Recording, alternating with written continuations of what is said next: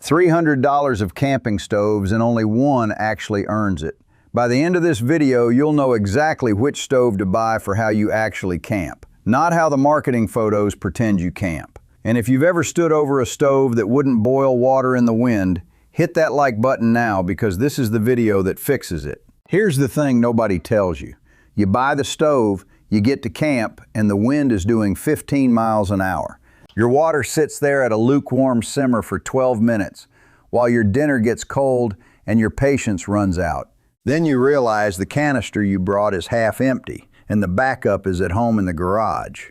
And the worst part? You spent good money to feel exactly as unprepared as the guy next to you cooking on a $30 stove from a gas station. Last episode in the full kit build series, we locked in your sleep system, pad, bag, and the R-value math that keeps you off the cold ground. Now we cook, because a kit that can't make hot coffee at 6 a.m. isn't a kit, it's a regret. Here's how we did this. We analyzed over 340 threads across R camping, R ultralight, R backpacking, and R hiking from the last 18 months. Cross-referenced every complaint and recommendation against the manufacturer's spec sheets, and pulled the patterns the community actually agrees on. No sponsor sent us anything. The data did the ranking. Let me give you the verdict before the breakdown, because that's what every Trail Tested Tuesday is about. We lead with the answer. The Jetboil Flash wins for backpackers and solo fast and light campers. The MSR WindBurner wins for anyone who camps where the wind actually wins. And the Coleman Propane 2-burner wins for car campers feeding a group who never want to think about fuel again. 3 different winners, 3 different humans. Now let's earn each one. Stove 1, the Jetboil Flash. Verdict: this is the fastest, simplest personal cook system money buys, and it's the one R/Ultralight recommends more than any other when speed and weight are the priority. 3 data points. 1. The Flash boils half a liter in roughly 100 seconds on the spec sheet, and community reports consistently land in the 90 to 120 second range in real field conditions. That's not marketing, that's the most repeated number in the threads. 2. The whole system weighs about 13.1 ounces, which means you carry your stove, pot, and igniter for less than a pound. 3. The flux ring heat exchanger and the integrated pot mean fuel efficiency that gets you roughly 12 to 14 liters of boil per 100 gram canister. Who this is for? The solo backpacker or the couple doing freeze-dried meals who just need water hot, fast, every single time, and who count ounces. If you boil water and pour it into a bag, the Flash is almost untouchable. Who should skip it? Anyone who wants to actually cook, simmer eggs, fry, control a flame. The Flash is a boiling machine, not a kitchen. The community is blunt about this. It does one thing perfectly and refuses to do anything else. Stove 2, the MSR WindBurner. Verdict: if the wind is your enemy, this is the only stove on this list that doesn't care. It's the one R/backpacking points to when someone says, my Jetboil keeps blowing out. 3 data points. 1.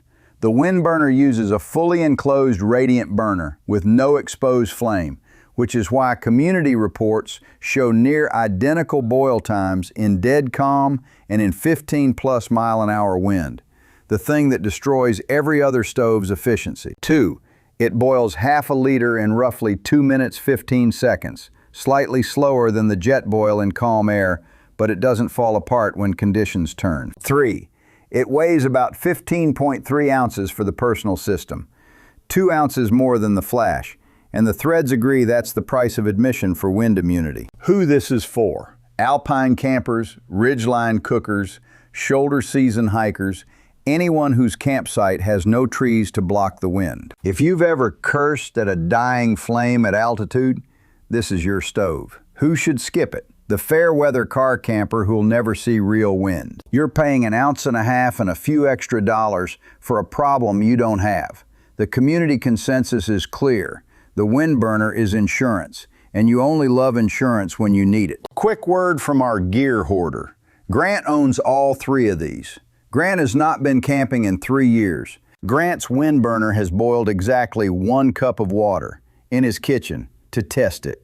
we'll come back to Grant. Before the final ranking, here's the thing I built for you. The complete beginner's camping gear list. The exact buy first order so you don't drop $300 on a stove before you've got a sleep system that works. It's free. It's at gearmadesimple.com/kit. And it's the same checklist I'd hand my own brother before his first trip. Grab it now so you're not taking notes. I did the work, you just follow the list.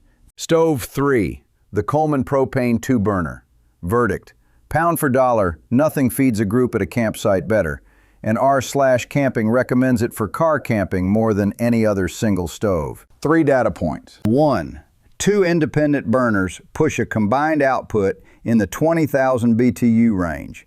Enough to run a frying pan and a coffee pot at the same time, something neither canister stove can dream of. 2.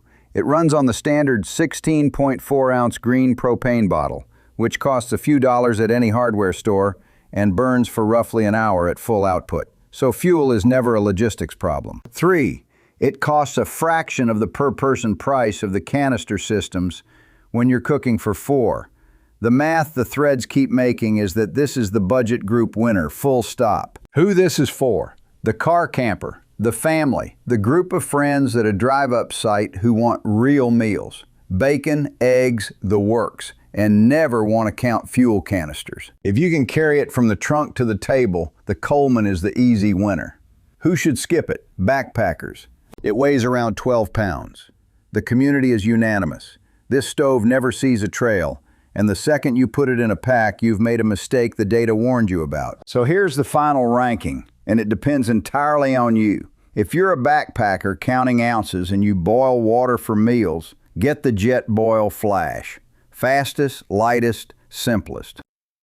If you camp where the wind actually wins, alpine, exposed ridges, shoulder season, get the MSR WindBurner because it's the only one here that performs the same in a gale as in dead calm. And if you're car camping and feeding a group, get the Coleman propane 2-burner, the best dollar per meal value in camp cooking. No contest. Here's the FOMO part, and it's real. Camping season peaks March through August, and the best stoves go out of stock first every single year.